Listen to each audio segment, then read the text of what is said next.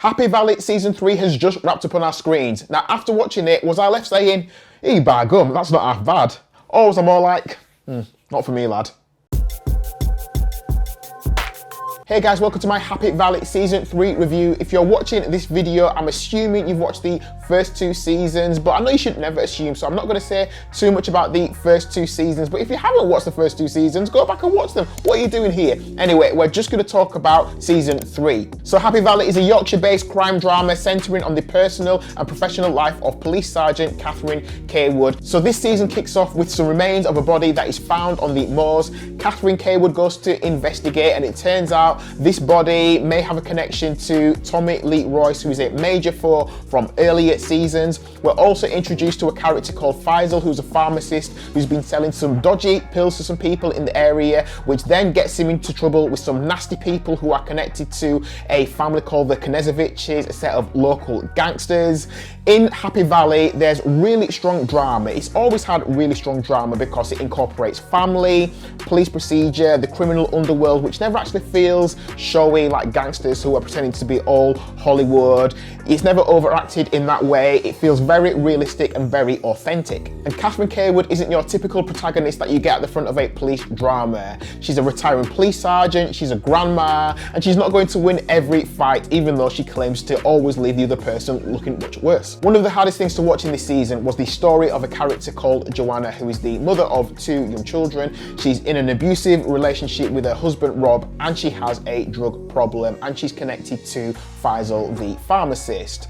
The funny thing about watching characters like Rob is I feel like I've met people like him in real life, where you wonder, what is your home life really like? Because if you're like this in public, what are you like behind closed doors? So I thought those characters were really well written, and it was a really engaging story. And with Faisal, the drug dealing pharmacist, I mean, you could argue that all pharmacists are drug dealers.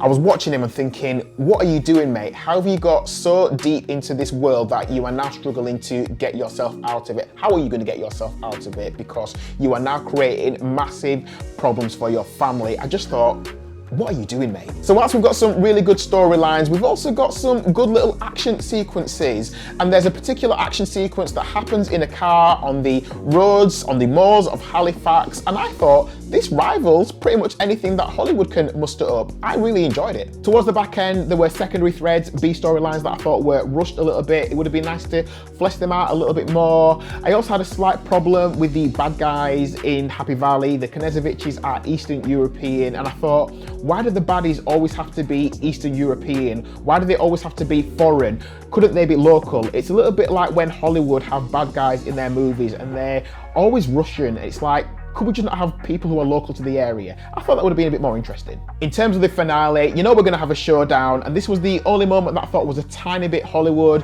where you've got a police officer going into a dangerous situation without calling for backup, and that wouldn't happen in real life. But I suppose if we don't have that moment, then we wouldn't really have an interesting finale. What I like most about Happy Valley Season 3 is that nothing is predictable, it's very well written, and everything feels very realistic. Maybe more so for me because it's set in Yorkshire, and I'm from Yorkshire, and you probably feel it a little bit more because you understand the local area, you understand the region. I've driven on streets where it's been filmed. In terms of things like accent and slang, they're familiar to me. So if you're from another part of the world where you're not down with the lingo as much, you might think, what are they saying? So it felt very realistic to me, and that's probably why I enjoyed it quite a lot. And this season wraps itself up very nicely. I don't think we'll get any more Happy Valley after this, but it's been an absolute joy to watch, and hopefully it will inspire more Yorkshire-based dramas. So my official Marcus Loves Movies rating for Happy Valley Season 3 is, mini drumroll, 4 stars.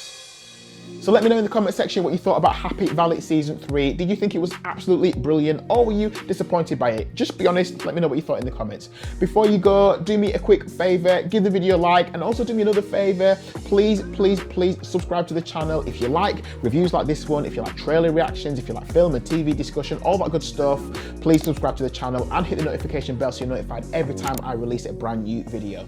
Thank you for watching my Happy Valley Season 3 review. Please stay tuned for the next video that I release, and I will catch up with you again soon. So until then, take care of yourselves, and thanks for watching.